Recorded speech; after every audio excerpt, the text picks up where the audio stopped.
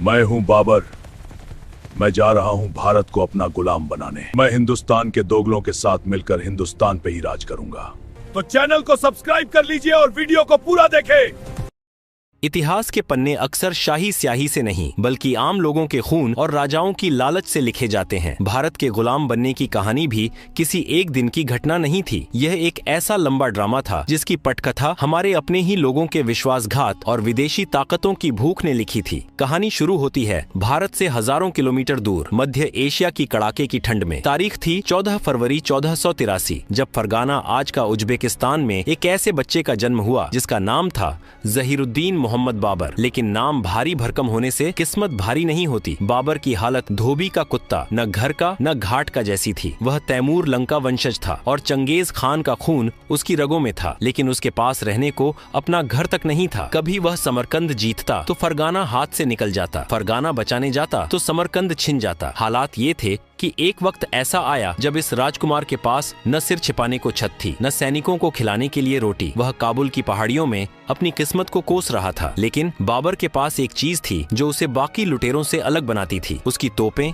और उसकी डायरी। उसे पता था कि काबुल की सूखी रोटियों से पेट नहीं भरेगा। उसकी नजर दक्षिण की ओर थी, उस जमीन पर जिसे दुनिया सोने की चिड़िया कहती थी, हिंदुस्तान। अब जरा कैमरा घुमाते हैं दिल्ली की तरफ। यहाँ लोदी वंश का राज था और सुल्तान की गद्दी पर बैठा था इब्राहिम लोदी। इब्राहिम एक सनकी और घमंडी शासक था। उसे लगता था कि दिल्ली का तख्त लोहे का बना है जिसे कोई हिला नहीं सकता, लेकिन उसे नहीं पता था कि लोहे को काटने के लिए जंग उसी के घर में लग चुकी है। इतिहास गवाह है, भारत को जब भी लूटा गया दरवाजा अंदर से ही खोला गया। इब्राहिम लोदी से तंग आकर पंजाब के गवर्नर दौलत खान लोदी और इब्राहिम के अपने चाचा आलम खान ने एक भयानक साजिश रची। उन्हें लगा कि बाबर एक लुटेरा है, वह आएगा, इब्राहिम लोदी को मारेगा, दिल्ली को लूटेगा और वापस काबुल भाग जाएगा। फिर दिल्ली की गद्दी इन दोनों की होगी। यही वह टर्निंग पॉइंट था जहाँ भारत की तकदीर पलट गई। उन्होंने बाबर को खत लिखा, आइए हिंदुस्तान आपका इंतजार कर रहा है। ये खत नहीं बल्कि भारत की गुलामी का इन्विटेशन कार्ड था। बाबर तो बस मौके की तलाश में था। उसे तो अंधा क्या चाहे, दो आंखें वाली स्थिति मिल गई। साल 1526, गर्म हवाओं के थपेड़े और धूल भरी आंधी। पानीपत का मैदान सज चुका था। एक तरफ इब्राहिम लोदी की विशाल फौज, 1 लाख सैनिक और 1000 से ज्यादा खूंखार हाथी। यह एक चलता फिरता पहाड़ था। दूसरी तरफ बाबर, सिर्फ 12,000 सैनिक। गणित के हिसाब से बाबर की हार तय थी। 1 लाख के सामने 12,000 क्या ही टिकते। लेकिन युद्ध भीड़ से नहीं, दिमाग से जीते जाते हैं। बाबर अपने साथ एक ऐसा ब्रह्मास्त्र लाया था जिसे हिंदुस्तान ने पहले कभी नहीं देखा था, बारूद और तोपखाना। बाबर ने अपनी फौज को तुगलमा नीति से सजाया। उसने अपनी सेना को अर्धचंद्राकार शेप में फैला दिया। बीच में बैलगाड़ियों को चमड़े की रस्सियों से बांधकर एक दीवार बना दी ताकि लोदी के हाथी सीधे हमला न कर सकें, और उन बैलगाड़ियों के बीच में छिपा दी अपनी मौत की मशीनें, तोपें। 21 अप्रैल की सुबह जैसे ही लोदी की सेना आगे बढ़ी, उसे लगा कि वह बाबर को कुचल देगी। हाथियों की चिंगाड़ से आसमान गूंज रहा था, लेकिन तभी धड़ाम, बाबर की तोपों ने आग उगलना शुरू किया। भारत के हाथियों ने इससे पहले सिर्फ तलवारों की खनक सुनी थी, बारूद के धमाके नहीं। तोपों की उस भयानक आवाज और आग को देखकर लोदी के हाथी अपनी ही सेना पर पलट गए। वे अपने ही सैनिकों को पैरों तले रौंदने लगे। लोदी की 1 लाख की भीड़ में भगदड़ मच गई। जो हाथी लोदी की ताकत थे वही उसकी कमजोरी बन गए। दोपहर होते होते हिंदुस्तान का सुल्तान इब्राहिम लोदी मारा गया। उसकी लाश के साथ ही दिल्ली सल्तनत का अंत हो गया। युद्ध जीतने के बाद बाबर ने खजाना खोल दिया। उसने अपने हर सैनिक को, यहाँ तक कि काबुल की जनता को भी चांदी के सिक्के बंटवाए। लोगों ने खुश होकर उसे कलंदर की उपाधि दी। दौलत खान लोदी और राणा सांगा, जिन्होंने सोचा था कि बाबर लूटकर चला जाएगा, अब बाबर के जाने का इंतजार कर रहे थे। लेकिन बाबर ने दिल्ली के तख्त पर बैठकर मुस्कुराते हुए ऐलान कर दिया, अब काबुल की गरीबी और ठंड में वापस जाने का मेरा कोई इरादा नहीं है। यह हिंदुस्तान अब मेरा है। यह सुनते ही भारत के राजाओं के पैरों तले जमीन खिसक गई। उन्होंने अनजाने में एक ऐसे मेहमान को घर बुला लिया था जिसने अब घर पर ही कब्जा कर लिया था। बाबर ने बड़ी मेहनत से भारत में मुगलों का तंबू गाड़ा था, लेकिन उसे क्या पता था कि उसका अपना ही बेटा उस तंबू की रस्सियां ढीली कर देगा। साल 1530 में बाबर की मौत हो गई और दिल्ली की गद्दी पर बैठा उसका 23 साल का बेटा नसीरुद्दीन हुमायूं। नाम का मतलब होता है भाग्यशाली, लेकिन इतिहास गवाह है कि मुगल सल्तनत में इससे ज्यादा बदनसीब बादशाह शायद ही कोई दूसरा हुआ हो। हुमायूं एक अच्छा इंसान था, लेकिन एक बुरा राजा। राजा को शेर जैसा होना चाहिए, लेकिन हुमायूं गाय जैसा था। उसने अपने पिता की आखिरी इच्छा का पालन करते हुए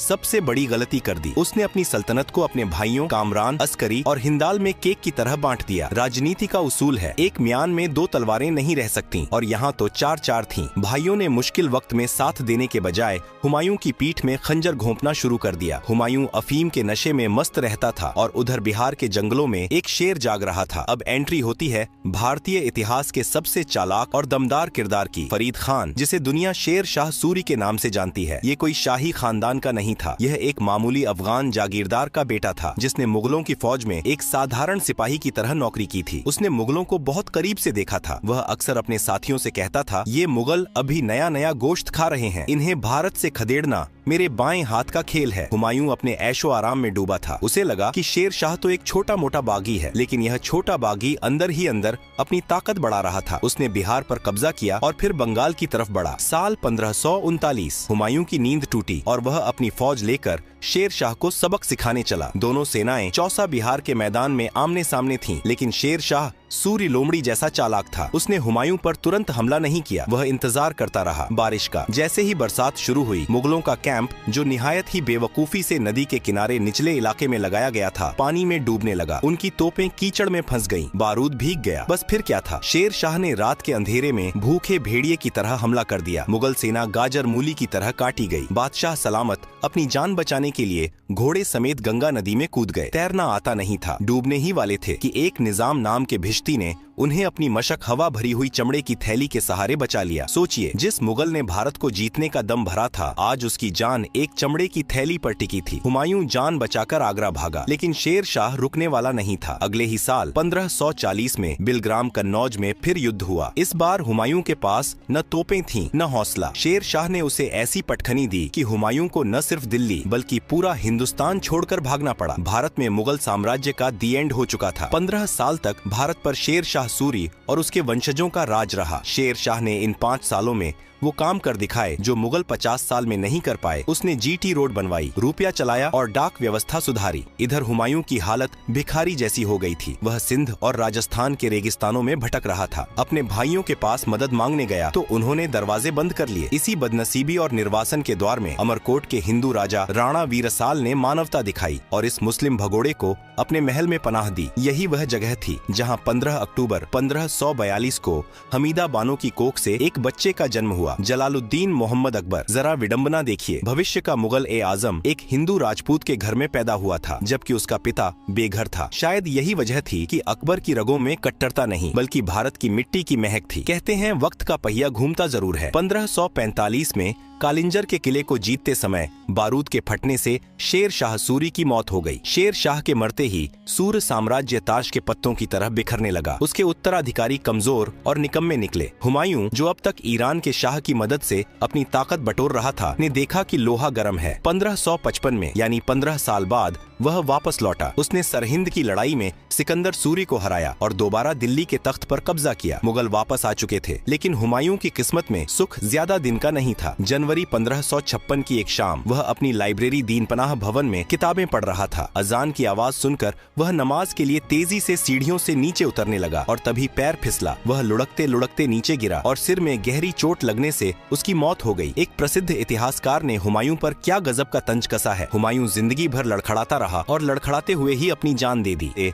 हुमायूं के सीढ़ियों से गिरने के बाद मुगल सल्तनत ताश के पत्तों की तरह बिखर सकती थी। गद्दी पर बैठने वाला कोई अनुभवी योद्धा नहीं बल्कि 13 साल का एक बच्चा था, जलालुद्दीन अकबर। अकबर को पढ़ना लिखना नहीं आता था, लेकिन उसे इंसानों को पढ़ना बखूबी आता था। उसे समझ आ गया था कि हिंदुस्तान पर राज करना है तो हिंदुस्तानियों को गुलाम बनाकर नहीं बल्कि उन्हें अपना दोस्त बनाकर ही टिक सकते हो। कहानी फिर उसी पानीपत के मैदान में पहुंचती है जहां बाबर ने किस्मत पलटी थी। साल 1556 अकबर के सामने था हेमू हेमचंद्र विक्रमादित्य, एक हिंदू बनिया जिसने अपनी मेहनत से दिल्ली की गद्दी छीन ली थी। हेमू लगातार 22 लड़ाइयां जीत चुका था। अकबर तो बच्चा था, असली कमान उसके संरक्षक बैराम खान के हाथ में थी। युद्ध में हेमू जीत रहा था, मुगलों के पैर उखड़ लड़ रहे थे, लेकिन तभी किस्मत ने फिर मुगलों का साथ दिया। एक तीर हवा में उड़ता हुआ आया और सीधे हेमू की आंख में जा लगा। हेमू हाथी से गिरा और उसकी सेना में भगदड़ मच गई। बैराम खान ने मौके का फायदा उठाया और हेमू का सिर काट दिया। अकबर जीत गया, लेकिन इस जीत ने उसे एक बहुत बड़ी सीख दी। हर बार किस्मत साथ नहीं देगी। इस देश में टिकना है तो राजपूतों से दोस्ती करनी होगी। अकबर ने देखा कि राजपूत शूरवीर हैं, वे सिर कटा सकते हैं लेकिन झुका नहीं सकते। उसने सोचा, इनसे लड़ने में क्यों अपनी ऊर्जा बर्बाद करनी, इन्हें अपना रिश्तेदार बना लो। यहीं से शुरू हुई मुगलों की वैवाहिक कूटनीति। अकबर ने आमेर के राजा भारमल की बेटी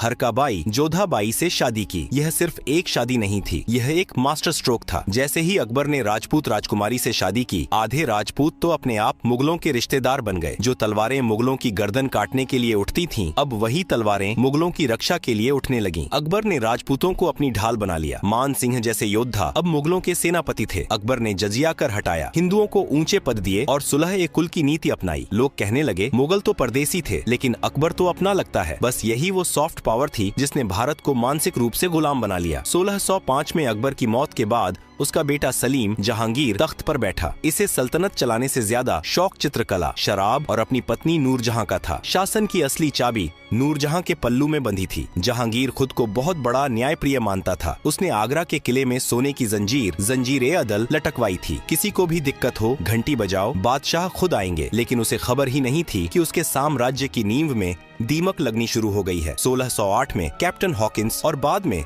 सर थॉमस रो अंग्रेज उसके दरबार में आए। वे हाथ जोड़कर बोले, हुजूर, हम तो बस छोटे मोटे व्यापारी हैं, थोड़ा मसाला बेचने दीजिए। जहांगीर को लगा कि ये गोरे लोग क्या ही बिगाड़ लेंगे। उसने उन्हें व्यापार करने की इजाजत दे दी, सूरत में फैक्ट्री लगाने की परमिशन। यही वह गलती थी जिसे इतिहास कभी माफ नहीं करेगा। जिस ईस्ट इंडिया कंपनी को जहांगीर ने दुकान खोलने की जगह दी, वो आगे चलकर पूरा मकान भारत ही हड़प लेगी। जहांगीर के बाद 1627 में गद्दी पर आया शाहजहां। इसे इंजीनियर बादशाह कहिए तो गलत नहीं होगा। इसके द्वार में भारत दुनिया का सबसे अमीर देश दिख रहा था। उसने अपनी बेगम मुमताज की याद में ताजमहल बनवाया, दिल्ली में लाल किला खड़ा किया और जामा मस्जिद बनवाई। उसने दुनिया का सबसे महंगा सिंहासन तख्त ए ताउस मयूर सिंहासन बनवाया, जिसमें बेशकीमती कोहिनूर हीरा जड़ा था। ऊपर से सब कुछ गुड़ गुड़ लग रहा था, लेकिन हकीकत कुछ और थी। इन इमारतों को बनाने में शाहजहां ने पानी की तरह पैसा बहाया। जब आगरा में ताजमहल बन रहा था, तब दक्कन दक्षिण भारत में भयानक अकाल पड़ा था। लोग भूखे मर रहे थे और बादशाह संगमरमर तराशने में व्यस्त थे। किसानों पर टैक्स का बोझ इतना बढ़ गया कि वे बर्बाद होने लगे। शाहजहां ने भारत को सुंदर तो बनाया, लेकिन अंदर से खोखला कर दिया। वह अपनी शान और शौकत में इतना मगन था कि उसे पता ही नहीं चला कि उसका अपना ही बेटा उसके खून का प्यासा हो चुका है। शाहजहां के 4 बेटे थे, दारा शिकोह, औरंगजेब, शुजा और मुराद। शाहजहां चाहता था कि उसका बड़ा बेटा दारा शिकोह, जो अकबर जैसा उदार था, राजा बने, लेकिन उसका तीसरा बेटा औरंगजेब एक अलग ही मिट्टी का बना था। वह न संगीत सुनता था, न शराब पीता था। उसे सिर्फ एक नशा था, सत्ता और कट्टरता का। 1658 में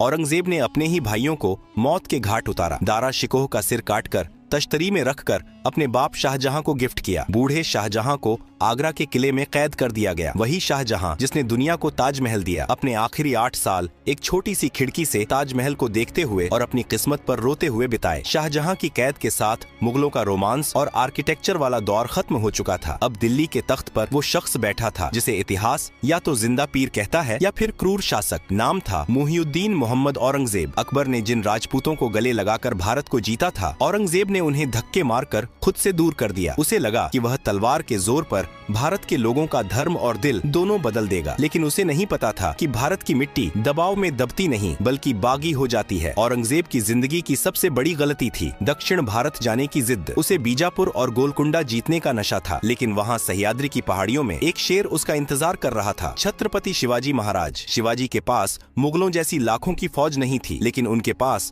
गोरिल्ला युद्ध की तकनीक थी। मारो और भाग जाओ, छिपो और फिर मारो। औरंगजेब ने शिवाजी को पहाड़ी चूहा कहा था, लेकिन यही चूहा मुगलिया सल्तनत की नींव कुतर गया। औरंगजेब अपनी जिंदगी के आखिरी 25 साल दक्षिण भारत में ही फंसा रह गया। वह न तो शिवाजी को हरा पाया, न ही दक्षिण को पूरी तरह जीत पाया। इस चक्कर में उत्तर भारत, दिल्ली, आगरा में उसका कंट्रोल ढीला पड़ गया, खजाना खाली हो गया और सैनिक थककर चूर हो गए। इतिहासकार कहते हैं, स्पेन के नासूर ने नेपोलियन को बर्बाद किया और दक्कन के नासूर मंसूर ने औरंगजेब को। औरंगजेब ने जजिया कर दोबारा लगा दिया। बनारस का विश्वनाथ मंदिर हो या मथुरा का केशवदेव मंदिर, उसने तुड़वाने में कोई कसर नहीं छोड़ी। इसका नतीजा, जो राजपूत जैसे जसवंत सिंह और जय सिंह मुगलों की तलवार बनकर लड़ते थे, अब वे मुगलों के खिलाफ हो गए। पंजाब में सिखों ने बगावत कर दी। गुरु तेग बहादुर का शीश कटवाकर और गुरु गोविंद सिंह के बच्चों को दीवारों में चुनवाकर औरंगजेब ने सोचा कि उसने डर कायम कर दिया, लेकिन असल में उसने खालसा को जन्म दे दिया था, जिसने आगे चलकर मुगलों की ईंट से ईंट बजा दी। 3 मार्च 1707 को 88 साल की उम्र में औरंगजेब की मौत हो गई। वह मरते वक्त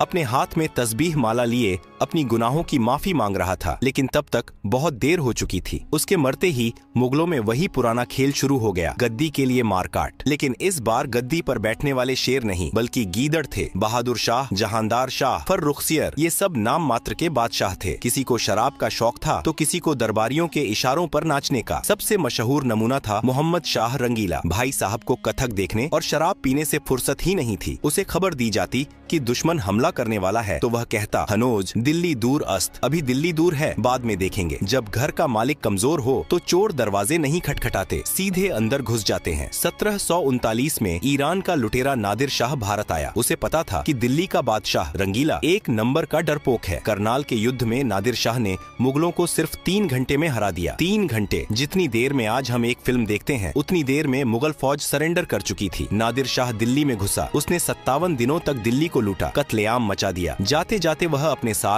शाहजहां का बनवाया हुआ मयूर सिंहासन और कोहिनूर हीरा भी ले गया। मुगलों की इज्जत, दौलत और ताकत सब कुछ लुट चुका था। अब बादशाह सिर्फ लाल किले का कैदी बनकर रह गया था। मुगलों की कमजोरी का असली फायदा उठाया उन व्यापारियों ने जो तराजू लेकर आए थे, लेकिन अब तलवार उठा चुके थे। ईस्ट इंडिया कंपनी अंग्रेज। उन्होंने देखा कि भारत के राजा आपस में लड़ रहे हैं। उन्होंने एक एक करके सबको हराया। प्लासी 1757, बक्सर 1764 और दिल्ली के असली मालिक बन बैठे। मुगल बादशाह अब अंग्रेजों के पेंशनर थे। कहानी का अंत होता है 1857 की क्रांति के साथ। मुगलों का आखिरी बादशाह बहादुर शाह जफर, 82 साल का एक बूढ़ा शायर। विद्रोहियों ने उन्हें अपना नेता चुना, लेकिन अंग्रेजों ने इस विद्रोह को कुचल दिया। जफर के सामने उनके बेटों का सिर काटकर तश्तरी में सजाकर गिफ्ट के तौर पर पेश किया गया। वही खेल जो कभी औरंगजेब ने अपने भाई के साथ खेला था, आज नियति मुगलों के साथ खेल रही थी। बहादुर शाह जफर को हुमायूं के मकबरे से गिरफ्तार किया गया और रंगून, म्यांमार भेज दिया गया। वहाँ कैद में अपनी ही सरजमीन से दूर एक टूटी हुई चारपाई पर लेटे हुए जफर ने